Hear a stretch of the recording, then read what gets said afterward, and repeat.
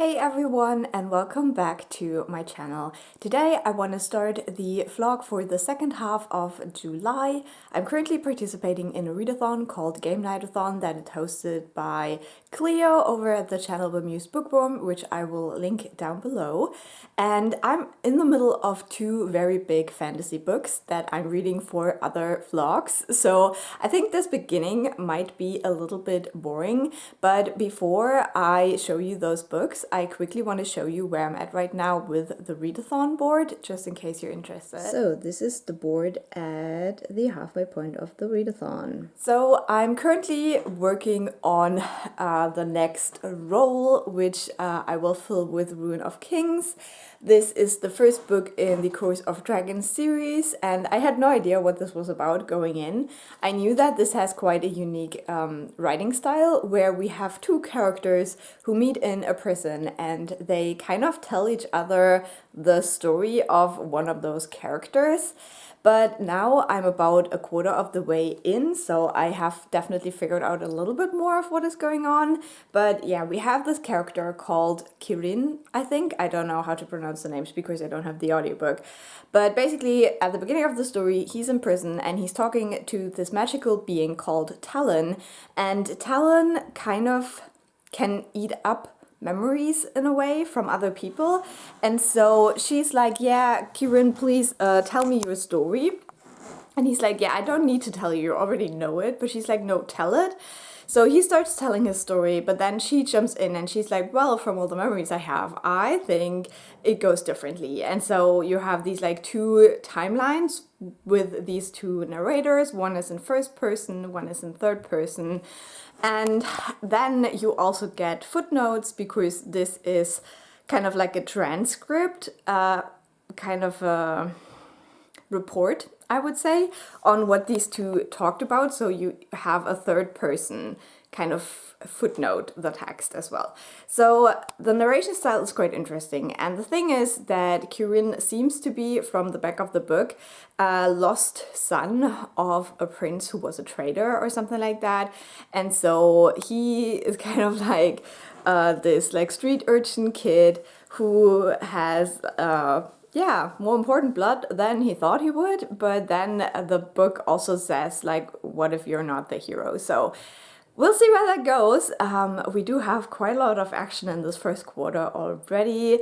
I really like that we get some magical creature that you can probably guess from the series very early on in the book as well, because I was expecting it to take a while before we actually see them, but they pop up in the first quarter and that's really exciting. So yeah, I'm gonna read that. I will update you probably once I've finished it, because I'm doing a reading vlog for the whole series, so I don't want to talk about it like twice over. But that's book one. I'm also reading an audiobook right now. I have not rolled for it yet for the readathon, but I hope at some point I will be able to fit it in. And that audiobook is Ship of Destiny by Robin Hobb. This is the third and final book in the Life Ship Traders series. I'm also doing a series reading vlog for that. So again, I will not talk about a lot here. So the beginning of this vlog might be a little bit boring, depending on how fast I can read these books, because they are massive. But yeah, in Life Ship Traders we have a world where there is life ships. That's basically ships that come to life when three captains of their family die on their deck. So we follow the Westwood family when their life ship quickens and things fall apart. And in this third book we have moved so far beyond the problems of this family. It has all gotten like quite big. And I'm excited. I'm excited to see the end of the series. I'm having a lot of fun with it, and yeah, it's really good. So a lot of like fantasy reading. Both of these books focus on the same type of mythical being. I don't want to spoil anything, but it's like really easy to guess, I guess. So I hope there's not like too much overlap. I'm a little bit worried that they might feel too samey if I read them at the same time, but we'll see. I need to get those reading vlogs out. So I'll update you when something interesting happens.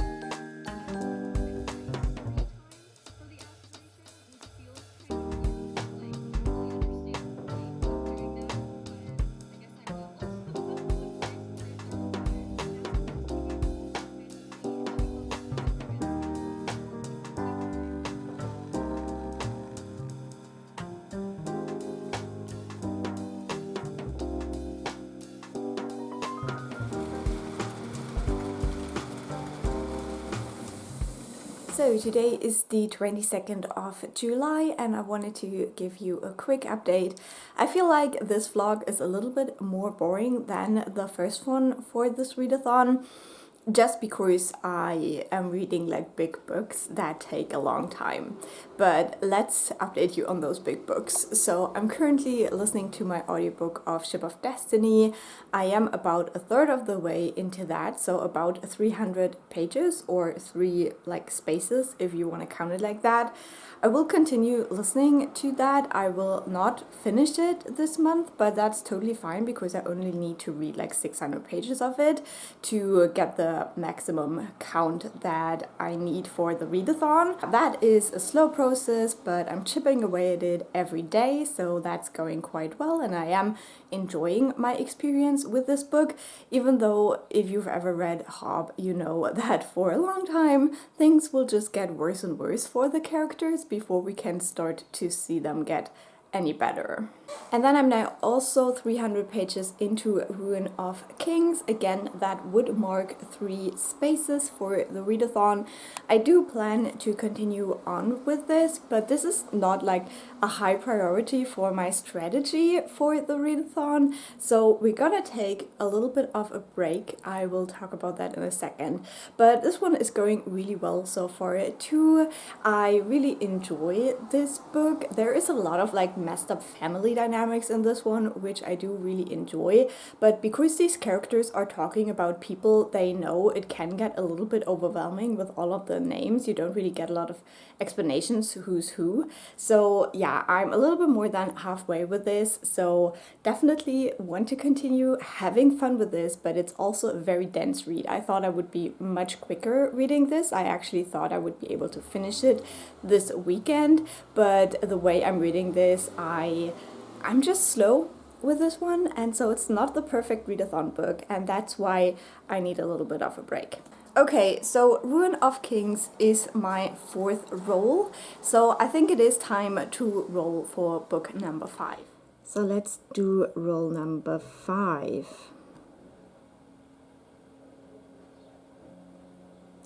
6. Okay, so I was trying to roll for yellow. This is definitely not what I wanted. Non-fiction, but we could also do favorite author or LGBT. So I'll have a think on it. I'll report back. Okay, for this one I'm going with a favorite author, and I have decided to go with The Black God's Drum by Djèlí Clark. This is a 3-hour audiobook I have access to for free, so I will take a tiny little bit of a break from Ship of Destiny to squeeze this audiobook in. With 3 hours, this shouldn't take me longer than 2 days, so yeah. That one will be done quite quickly. So I think we can also do a roll number 6. Okay, so this isn't optimum, but I will go for this little black spot right here, and I will listen to The Black God's Drum by Djèlí Clark, who I consider to be one of my favorite authors. So let's do roll number 6. 4. Okay, so for yellow we have disability, which might also not be so simple. I'll have a think about that as well. Alternatively, we have more than 3 colors. I cannot reach another black spot. I really want to do this one, so we'll see whether we can find something for disability. And for roll number 6, I'm gonna go with disability, and in the announcement video, sorry, I have my window open. In the announcement video, Cleo mentioned that mental health representation is also okay for this prompt, and so I'm going with Heartstopper Volume 3. If you know anything about Heartstopper, this is the volume where it goes more into mental health and especially eating disorders. So I will take a little bit of a break from Ruin of Kings to read this one, and I think with having like quite busy times at work and stuff, a little fluffy graphic novel is just what I need. So we're going to do these books for now, just to you know, accomplish a little bit more on the board. While I do these, I will still keep reading my big books as well, because I definitely want to finish more of the little spaces off, but I also need to bring in some strategy now for the last a little bit more than a week for the readathon. So I hope you enjoyed this little update. Let's get reading. Opinions and thoughts and, you know, all this, that, and the other, but like, I've never judged anything before. I think the pressure is starting to get to me.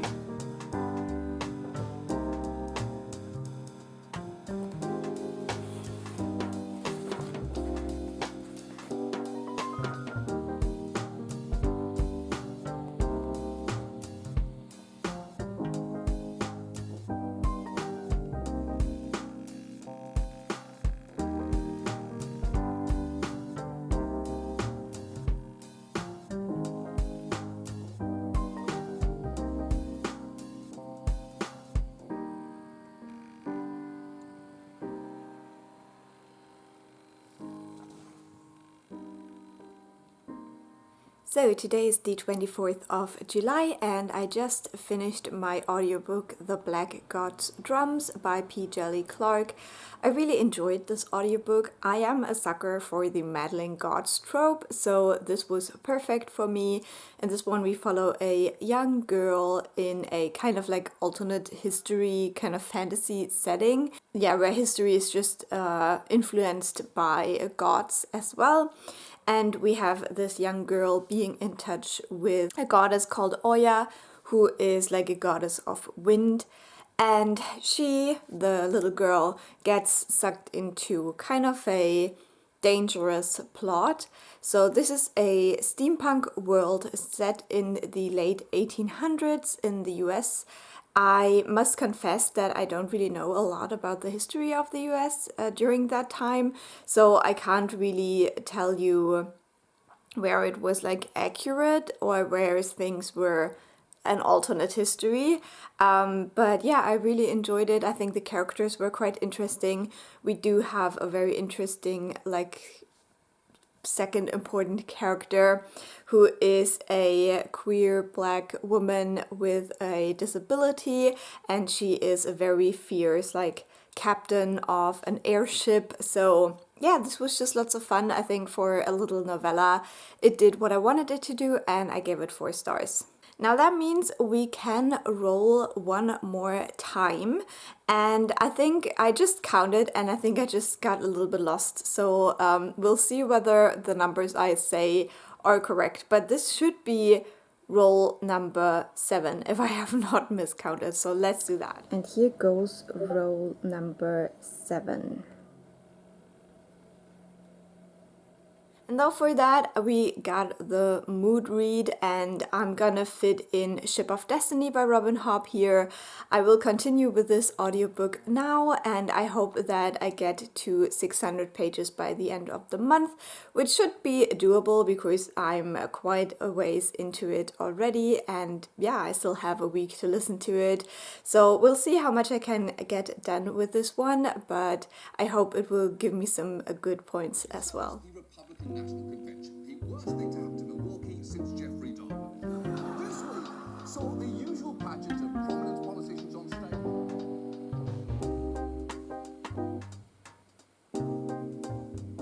So today is the 27th of July. Yesterday something really shit happened, and it just brought up a lot of like things that I don't like to think about. So I'm not doing my best right now, but I still wanted to give you a very quick update. I did finish reading my next book, which was Heartstopper Volume 3. I already knew the plot of this book in a way because I have watched the TV show and that would be part of the 2nd season, but still I really enjoyed the reading experience. I think the Heartstopper comics are really just very cute and wholesome and I enjoy them. I do still prefer the show a little bit just because we have more time to also get the side characters more fleshed out, but like the overall story is really good, and so I decided to give this one 4 stars. Now with that out of the way, I also continued my read of Ruin of Kings. I'm currently a little bit over 400 pages into this one, so a little bit more than 100 pages left. Still really enjoying it. It is a little bit confusing because you have so many characters, and there is this magic that people don't really stay in their bodies. So it is very, very confusing, to be honest. But I hope that I will enjoy the rest of this. We'll see. Yeah, I don't know. Maybe I'm just not in the right headspace to be reading this right now. Then I have also continued in my audiobook Ship of Destiny. I'm now almost halfway through this book, and I hope to make some more good progress before the end of the month, because my goal would be to reach 600 pages in this book. So that would be about 2/3 of it read, because it is a 900-page book. I'm still really enjoying that one as well, and I can't wait to see how this trilogy in the broader realm of the Elderlings comes to an end. So, because I'm trying to scrunch up the last few points for the readathon this weekend, I'm gonna have another roll. 6. Okay, so we have the options favorite author, nonfiction, LGBTQIA+. And the book I decided to go with is Matrix by Lauren Groff. And this book I don't really know much about, but I know it is queer. It has nuns. I think it is set in the 15 or 1600s, and it is quite short. It is somewhat over 200 pages, so my goal would be to finish it this weekend. So I will start it today and hopefully finish it tomorrow. We'll see whether we can get this done, but right now I'm in a reading mood, so I am hopeful. I hope I will like this book, and I'll update you how it goes.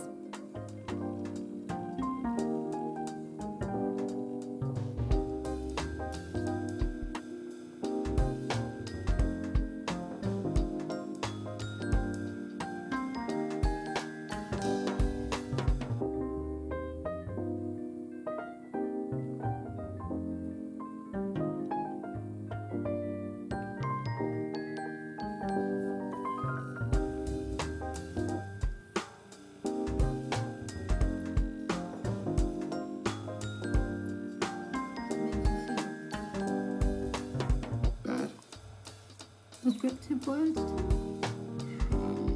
So today's the 28th of July, and I'm now halfway through Matrix, so I wanted to give you a quick update.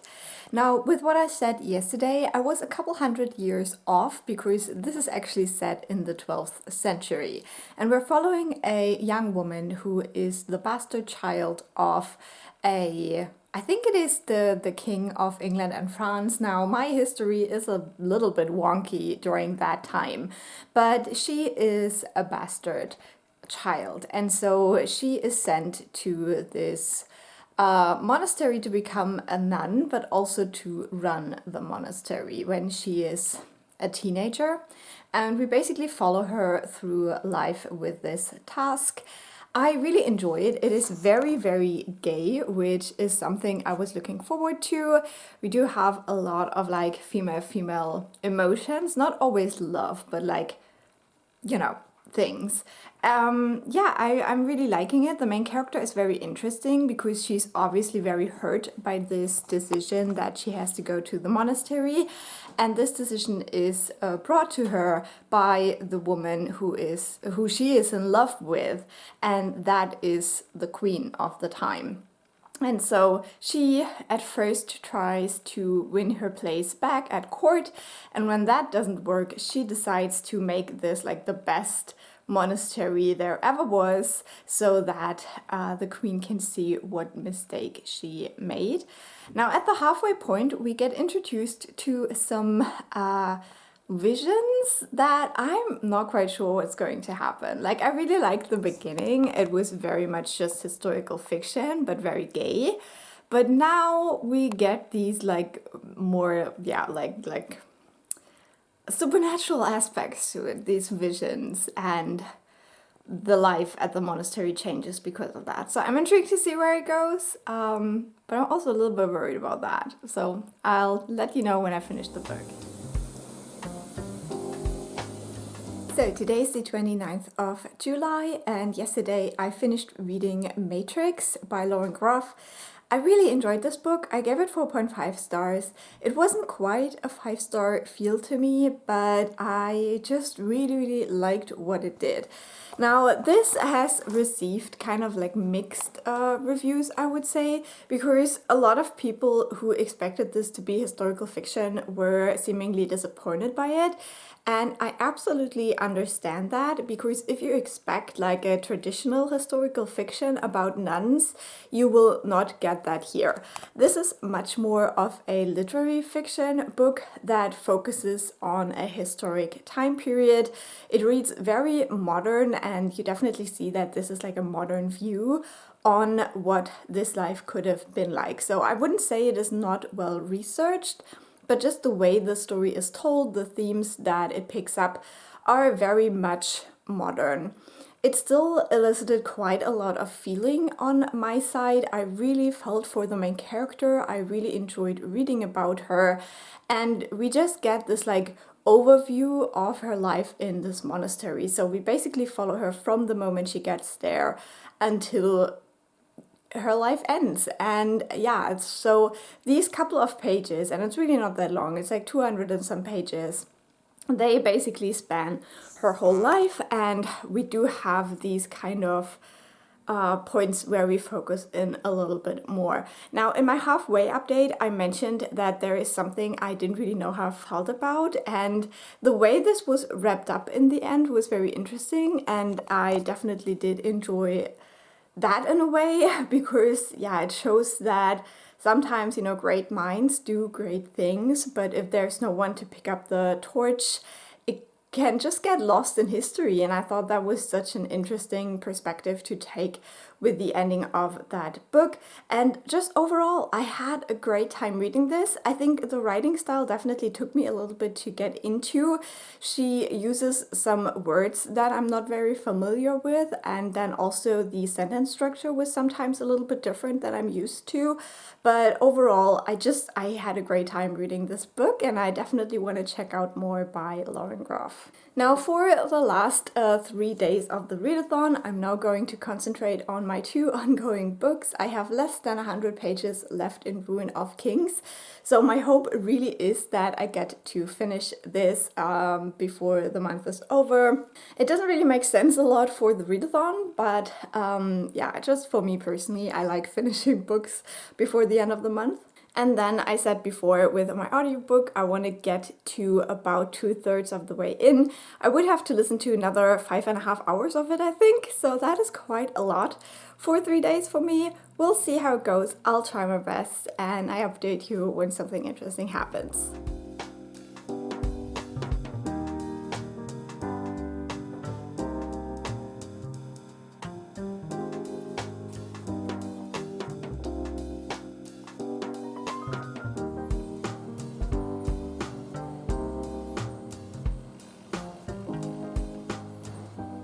So it is the 30th of July, and I finished another book. Like, what's wrong with me? I finished reading Ruin of Kings, which is very surprising because this is such a dense read, and it definitely took me quite a while to read this book, but I have finally finished it, and I did really like it. It is a very complicated book because, without too much spoilery, nobody stays dead in this series. Nobody seems to stay in their body in this series. And then we also have some time fuckery at the end. So it is definitely a lot to wrap your head around, and I'm not sure if I understood everything in this book. I think this would be a great one to reread, to be honest, but I will do a series reading vlog for the whole series where I will talk in depth about my experience. So we're going to cut it short here. Just be warned that this is quite the complex story. And I think I'm debating between 4 and 4.5 stars.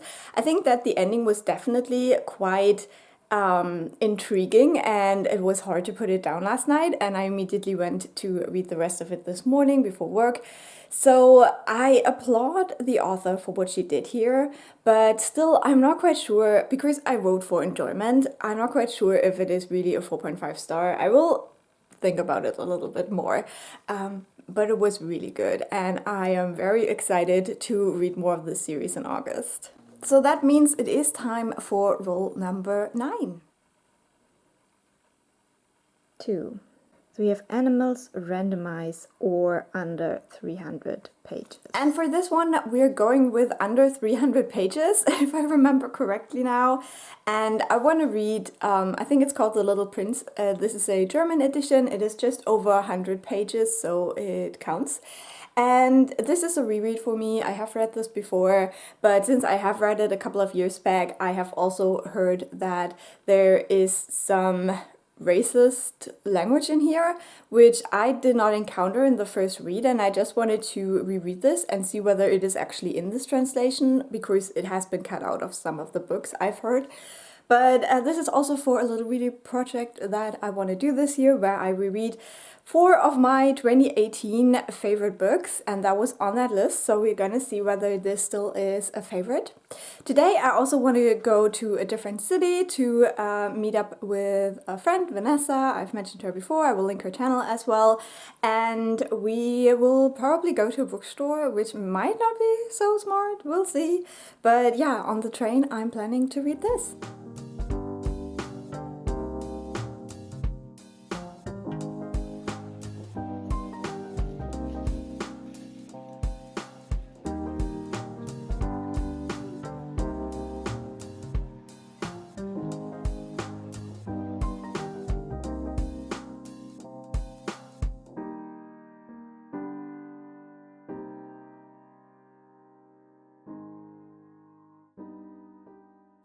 It is the last day of the readathon and the last day of July, and yesterday I had a very nice afternoon. It was really fun, and I did manage to read The Little Prince on my train ride as I expected. It's a very short book. It's just over 120 pages in the German editions, and this was a reread for me, so I'm not gonna talk about it in depth, but I still really enjoyed it.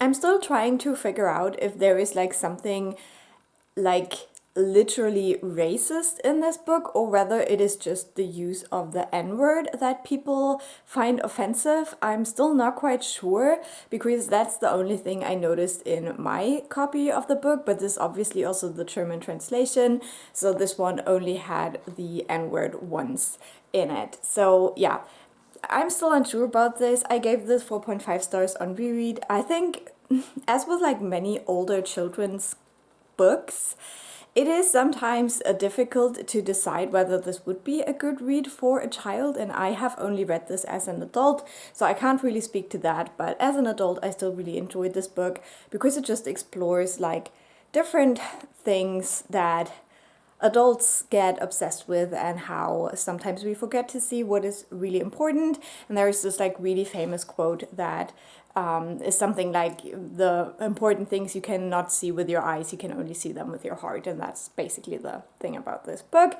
There's also this friendship with a fox in here that just always brings tears to my eyes. It is so beautiful, and it's definitely my favorite part of the whole book. But because we got that out of the way, we can roll for the very last time now. Okay, so this is roll number 10. And so for this one, I'm going with disability again, and I want to read A Tall History of Sugar by Curdella Forbes. Now, this I will not complete today. I don't have that time. Best case scenario, I can read 200 pages of this, but I also don't believe in that. But if I at least read 100 pages of this, I can mark off one more square, and that would already be very helpful. So yeah, I have started this last night, and this one we are following a character you can see on the cover in this corner, who has very light skin, and this book is set in Jamaica, so this person stands out quite a bit, and so that's why I chose it for disability. It isn't really referred to if this is like albinism, I think it's called in English, or whatever it is, but it's definitely like some kind of a skin condition that this person stands out so much in his community. So yeah, so far I'm not that far in, but let's see whether we can read 100 pages of that tonight. Apart from that, I have less than an hour to listen to in my audiobook to pass the 600 page mark, so I will definitely achieve that as well. And that will also give me 6 more spaces, which is very good. I still won't finish the book this month, but that's totally fine because I only can count the 600 spaces, so that's the only thing I wanted to achieve in the first place. So it's looking really good to get me some points. Tomorrow we'll do the final update and count together all the points and we'll see how I did. I hope you guys have had this month. Yes, I really like the series. I saw an adaptation of it a few months ago, which